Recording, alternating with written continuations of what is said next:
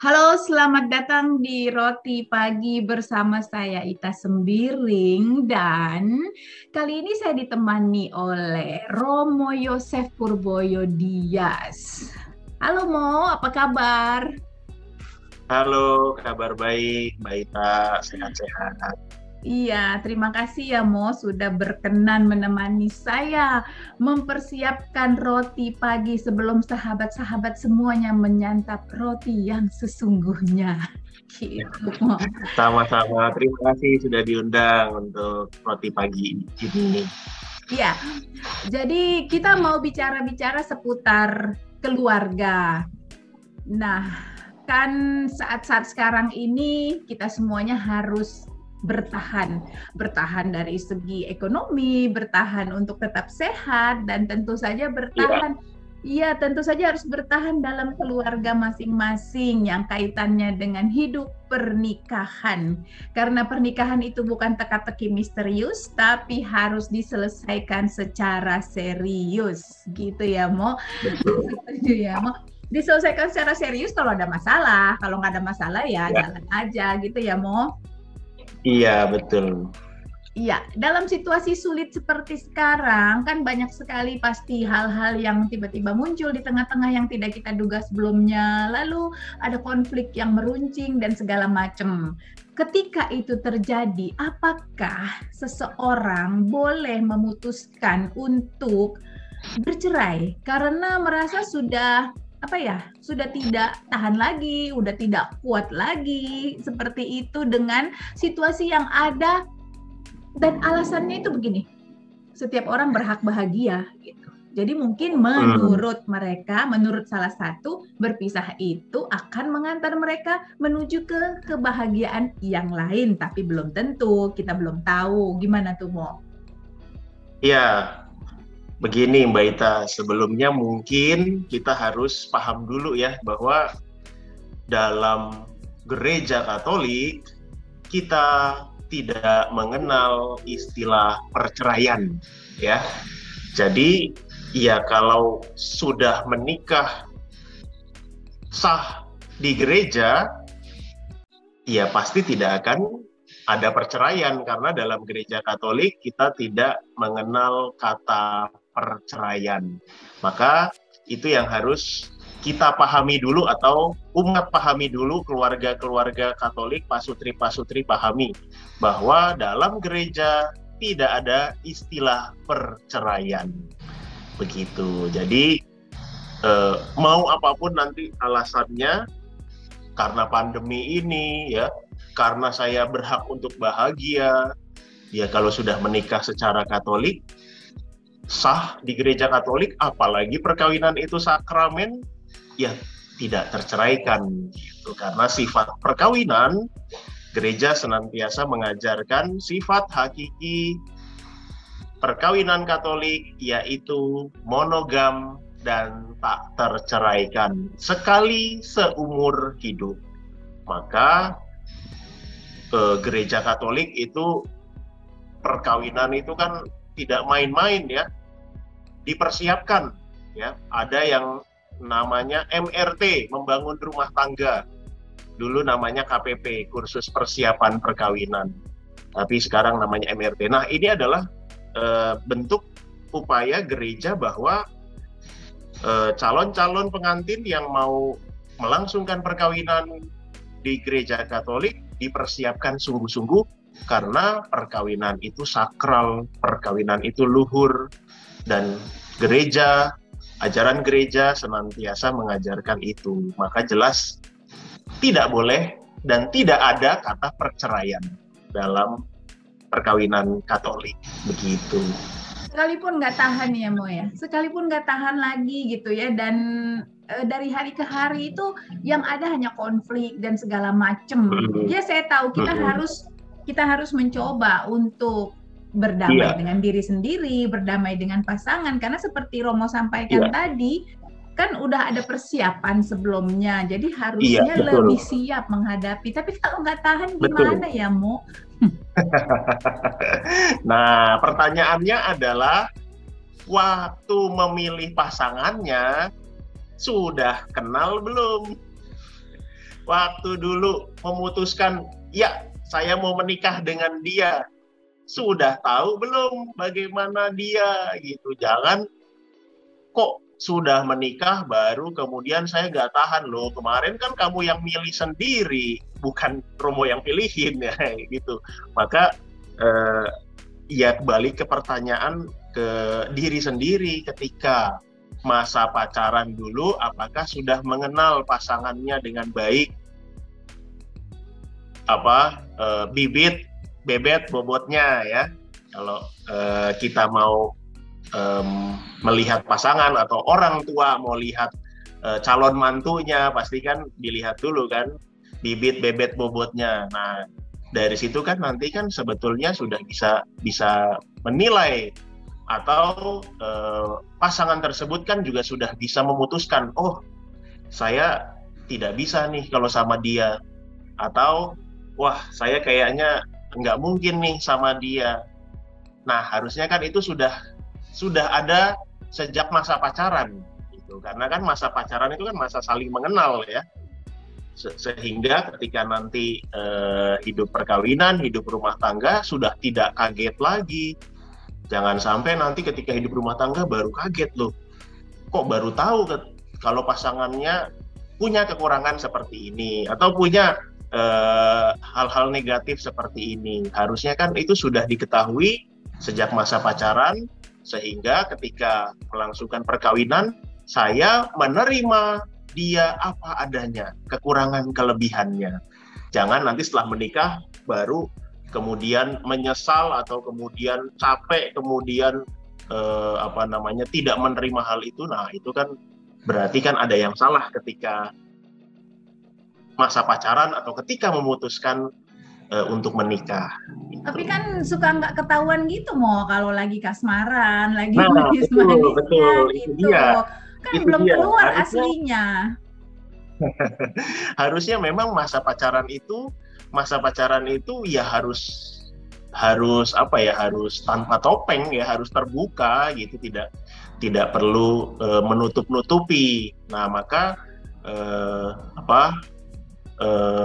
butuh keterbukaan memang dalam masa pacaran itu, sehingga ketika sudah serius dan sudah memutuskan untuk menikah, ya kelebihan dan kekurangan pasangan itu kita sudah benar-benar ketahui. Maka ketika penyelidikan kanonik, saya pribadi saya selalu menekankan, kamu sudah kenal pasangan kamu atau belum, baik buruknya apa, positif negatifnya apa, karakter dia bagaimana, kamu udah kenal keluarganya belum, keluarganya bagaimana, kamu udah pernah nginep di rumahnya atau belum sebagai tamu ya, udah pernah tahu belum bagaimana kehidupan di keluarganya. Itu untuk apa? Untuk meneliti atau untuk memastikan supaya dia kenal baik pasangannya, supaya dia tidak salah memilih nanti. Makanya ya itu, selama masa pacaran ya memang harusnya ya sudah terbuka dan tanpa topeng gitu, kalau memang sudah serius mau melanjutkan. Iya, ada yang menarik sih tadi dari apa yang Romo sampaikan. Kamu sudah pernah menginap belum di rumahnya? Mungkin dia udah nginep mau tapi nggak kenalan. Nah itu dia, jadi harus harus tahu juga, poinnya adalah harus mengenal keluarganya juga gitu. Jadi ya, bukan cuma pribadi pasangannya, tapi juga keluarganya bagaimana, karena kan pribadi pasangannya kan terbentuk dalam keluarga juga ya. Jadi kan kita bisa tahu, jadi lihat bibitnya tuh dari mana dia gitu, dari keluarganya bagaimana gitu. Jadi dari situ nanti kan kita bisa mengenal, oh ternyata pasangan saya keluarganya baik-baik, bapak ibunya baik ya segala macam. Nah itu kan salah satu nilai plus, oh saya punya pasangan yang seiman, saya punya pasangan yang dari keluarga baik-baik. Nah itu kan jadi suatu pertimbangan juga sebelum memutuskan untuk menikah. Nah itu tadi kembali poinnya, itu harusnya sudah terjadi di awal ketika masa pacaran, bukan pada saat setelah pernikahan lalu kemudian dipermasalahkan. Iya, betul. Jadi jangan salah juga ya mau soal menginap ya. Jadi untuk berkenalan Iya, gitu kan, untuk berkenalan dengan iya, keluarga, lebih tahu kalau keluarga. ya mungkin kalau bertemu di luar kan jaim-jaim segala macem Iya, gitu. betul. Nah, kalau udah bertemu dengan keluarga di rumah kan udah beda lagi. Nah, tapi ada yang menggelitik juga ya, mau kan begini, semuanya udah kenal, udah baik-baik saja, berjalannya juga beberapa tahun, itu baik-baik saja semuanya, sampailah terjadi perubahan-perubahan yang mungkin bukan, yang masing-masing juga nggak tahu gitu loh, di tengah jalan bisa aja karena Iya, situasi, karena tertekan, yang selama ini sama-sama sibuk, nggak ketemu, nggak melihat sifat-sifat yang terselubung, tiba-tiba karena pandemi ini, karena situasi kita dan semuanya di rumah, punya waktu banyak sekali untuk saling mengamati, tuh muncul tuh, mulai muncul nih, kok dulu dia nggak gini, iya, kok dulu gini, padahal tuh sebenarnya nggak berubah, dulu juga gitu, cuma nggak kelihatan karena iya, sibuk gitu. Gimana iya. kita mau bertahan kalau udah semuanya berubah begitu saja gitu. Ya, oke. Ya, kalau ya terjadi seperti itu, ya tentu saja kita tetap harus menerima segala kelebihan dan kekurangan pasangan tadi. Jadi kembali ke komitmen awal. Komitmen awal menikah itu ketika mengikrarkan janji perkawinan kan itu sudah jelas ya. Setia dalam suka dan duka, untung dan malang, sehat dan sakit ya. Maka eh, kembali lagi ke komitmen awal yang harus diingat, bukan malah melanggar atau memutuskan komitmen itu. Tidak bisa gitu, karena tadi pertama dalam gereja Katolik kita tidak mengenal istilah perceraian gitu. Maka yang ada ya hanya bisa menerima, yang ada hanya bisa mengampuni kalau misalnya tadi kok nggak sesuai dengan yang saya harapkan, kok berbeda gitu ya, hanya bisa menerima dan mengampuni kekurangan atau hal-hal negatif pasangan kita gitu. Karena apa? Karena ya balik lagi komitmen itu sudah dibuat sejak di awal gitu. Selebihnya setelah menikah yaitu hanya komitmen dan kesetiaan gitu. Ya, kuncinya udah dapet nih menerima, Ya, terus tadi menerima,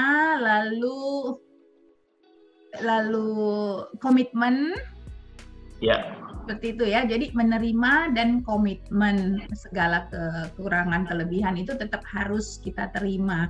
Nah, kalau ya. kuncinya udah dapat nih yang dua tadi, menerima dan komitmen, kita cari gemboknya nih, kuncinya ada nih, gemboknya di mana? Itu kadang-kadang kita pegang kuncinya, tapi yang tempat terkuncinya nih di mana ya, kita untuk membukanya aja nggak bisa gitu. Itu yang mungkin saya terjemahkan sebagai cintanya udah memudar gitu, Oke, saya punya komitmen, saya menerima, ya emang udah gini kali ya, ya udahlah gitu. Mungkin pindah ke lain hati juga belum tentu lebih baik, belum tentu bagus, belum harus menyesuaikan diri lagi. Jadi menerima aja yang di sini. Tapi kau udah nggak cinta lagi ya, udah asem banget nih suasananya gitu. Iya. Cinta itu memang harus selalu ditumbuhkan ya, selalu disiram, selalu dipupuk gitu ya.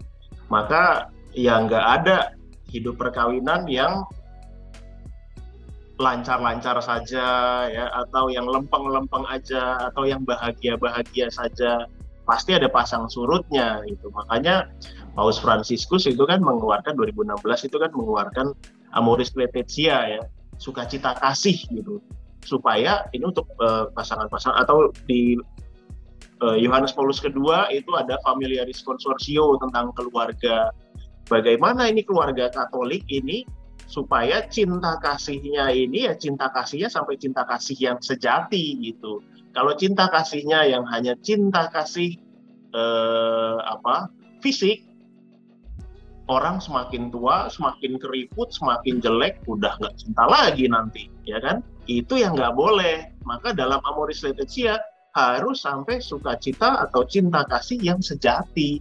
Cinta kasih sejati ya mau dia pasangan saya makin keriput, mau dia giginya ompong, mau dia jadi gendut, mau dia jadi botak, ya inilah pasangan yang saya kasihi. Ya inilah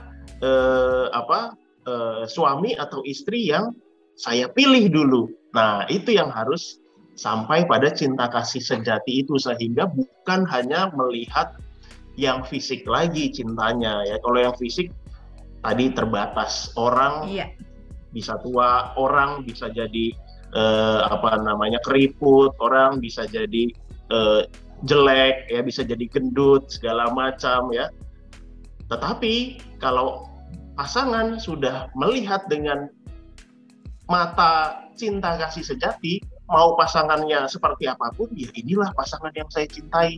Tetap dia melihatnya cantik gitu. Nah ini jadi tidak akan pernah ada cinta kasihnya atau cintanya itu sudah mulai surut ya, atau cintanya sudah mulai hilang. Nah ini bahaya kalau di sini lalu kemudian melihat orang lain yang lebih cantik atau yang lebih ganteng atau yang lebih apapun lah, lalu bisa jatuh cinta lagi. Nah ini bahayanya di sini.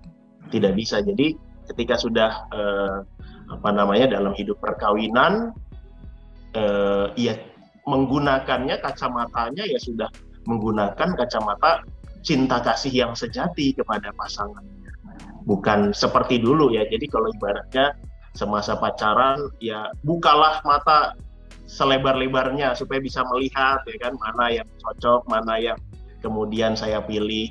Tapi ketika sudah menikah ya tutuplah mata, jangan malah membuka mata selebar-lebarnya lagi. Tutuplah mata ya, lihat pasanganmu, itulah yang harus kamu lihat, bukan malah membuka mata selebar-lebarnya lihat yang lebih cantik lagi atau lihat yang lebih tampan lagi. Tidak seperti itu. Nah, jadi di situ gereja senantiasa mengajarkan ya cinta kasihnya harus cinta kasih bukan yang eros ya, yang hanya sebatas fisik, tapi sampai cinta kasih yang sejati, yang agape.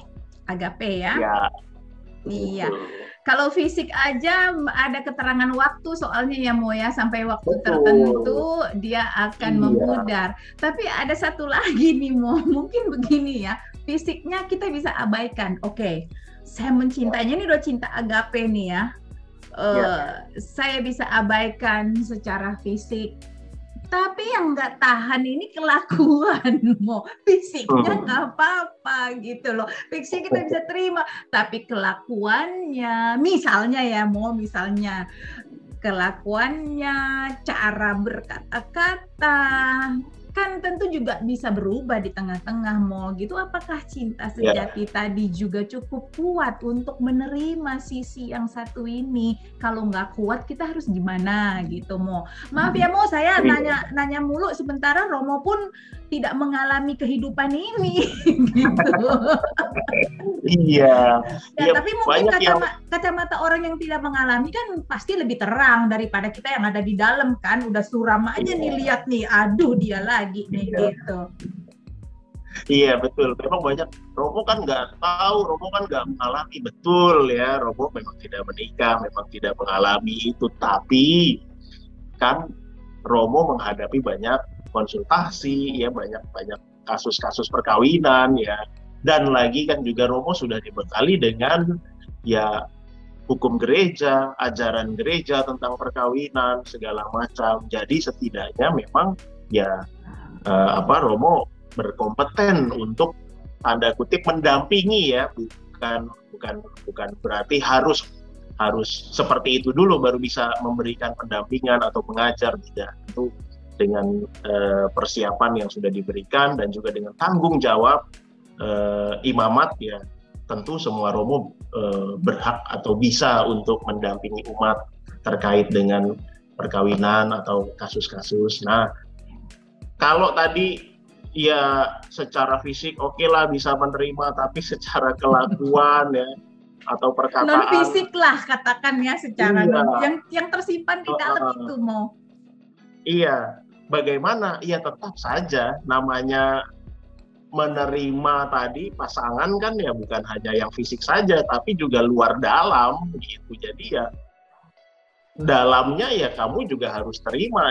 Jangan menerima fisiknya, oke, fisik saya terima, dia udah nggak cantik lagi, dia udah nggak tampan lagi, dia udah peot, tapi kemudian saya nggak mau terima kelakuannya, saya nggak mau terima perkataannya, nggak bisa. Ya tetap ya harus menerima apa adanya, kelebihan kekurangan baik fisik maupun dalamnya ya, hal batiniahnya, ya tetap harus menerima. Itulah pasangan yang saya pilih dulu, itulah pasangan yang saya cintai dulu dan selama-lamanya kalau sudah sampai pada ikatan perkawinan. Ya karena kembali lagi tidak ada yang bisa menceraikan ya kecuali oleh kematian, tidak ada yang bisa memisahkan begitu. Selebihnya ya hanya tinggal saling menerima, saling memberi, saling mengampuni, ya itu aja.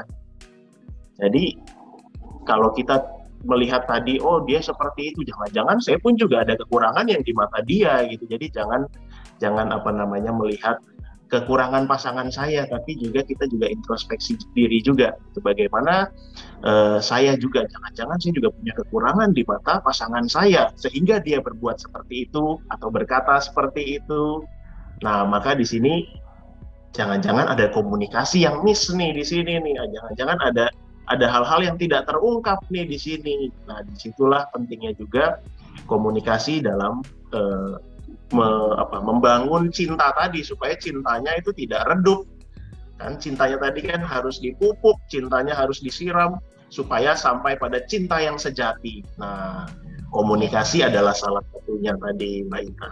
Pupuknya komunikasi ya, Mo ya? Betul, iya. Kalau sudah saling bisa mengkomunikasikan diri, ya saya yakin dalam hidup perkawinan, dalam hidup rumah tangga ya pasti bisa berjalan lah ya sebagaimana yang Tuhan kehendaki kalau ada komunikasi di dalamnya. Tapi kalau di dalam rumah tidak ada komunikasi, diem-dieman ya, atau malah masing-masing, ya ini yang malah membuat tidak sampai pada cinta sejati tadi. Iya, dan berarti setelah kita ngobrol semakin ke sini, di awal tadi kan Romo menyarankan jangan buka lagi matanya lebar-lebar gitu ya, tapi hatinya yang dibuka lebar. Dan sekarang ya di ujungnya mungkin ya udah kita juga harus tetap buka mata, tapi buka mata untuk melihat ke dalam diri sendiri gitu kali ya, Mo, bahwa jangan selalu merasa paling menderita padahal kita udah bikin orang lain menderita. Iya, betul. Nah, kita merasa disakiti, barangkali kita juga yang menyakiti, gitu. Betul. Iya, jadi sama-sama saling introspeksi diri ya. Jangan melihat pasangan saya, kok pasangan saya seperti ini, kok dia begini, kok dia begitu. Jangan-jangan karena saya juga begitu. Jangan-jangan ada sikap saya juga, ada perkataan saya juga yang membuat dia begitu. Nah, maka harus ada introspeksi. Menutup mata artinya ya sudah tidak lagi melihat orang lain, sudah tidak lagi melihat yang menarik, yang lebih cantik, yang lebih tampan lagi gitu. Tetapi melihat ke dalam diri sendiri dan hanya melihat pasangannya saja gitu. Ya, jadi udah nambah satu lagi kuncinya. Tadi kan kita punya 2 kunci, menerima dan komitmen, tambah satu lagi mengampuni gitu ya. Betul, harus ada pengampunan itu harus ada. Nah, kayaknya tadi kan waktu masih punya menerima dan komitmen kan itu kuncinya aja kita dapat nih, gemboknya belum nih. Nah, jadi ketika kita mengampuni, kita akan tahu nih ini gembok yang mau dibuka nih di mana, gitu kali ya, Mo? Betul, ya. Maka dalam setiap perkawinan ya pasti akan ada pasang surut, akan ada masalah, akan ada tantangan ya. Kalau masing-masing tidak ada pengampunan atau saling masing-masing memikirkan egonya saja, pasti tidak akan bisa itu. Maka harus ada pengampunan satu sama lain gitu. Saya bisa berbuat salah, dia juga bisa berbuat salah, tapi kita sama-sama mau mengampuni, mau memaafkan karena dari awal kita mau mempertahankan perkawinan ini. Tujuan kita apa sejak awal dulu mau menikah ini apa? Gitu. Maka ketika kita ingat tujuan awal kita, maka kita pasti akan berjuang untuk itu. Gitu. Nah, pengampunan itu salah satunya. Nah, maka Paus Fransiskus itu mengatakan ya, kita itu lahir dari keluarga yang tidak sempurna. Kita memilih pasangan juga tidak sempurna. Gitu. Maka kita punya anak-anak pun juga mungkin tidak sempurna ya.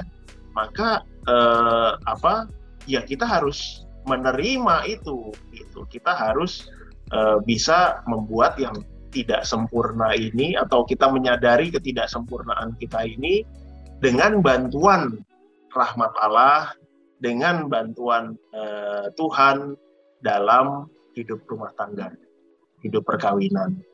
Kalau di awal kita sudah melibatkan Tuhan ya, diberkati di gereja, ya seterusnya ya harus melibatkan Tuhan juga, bukan malah di awal saja ingat Tuhan, lalu ketika ada masalah lupa Tuhan, malah saya nggak mau Romo, saya pokoknya pengennya cerai. Udah tahu nggak ada kata cerai, tapi tetap ngotot. Nah kan ini kan tidak melibatkan Tuhan. Gitu. Jadi kalau di awal sudah melibatkan Tuhan, ya sepanjang perjalanan hidupnya, rumah tangganya, ya harus libatkan Tuhan juga, supaya tidak ada kepikiran saya mau cerai, saya mau pisah, tidak ada, karena sudah melibatkan Tuhan sepanjang hidup rumah tangganya.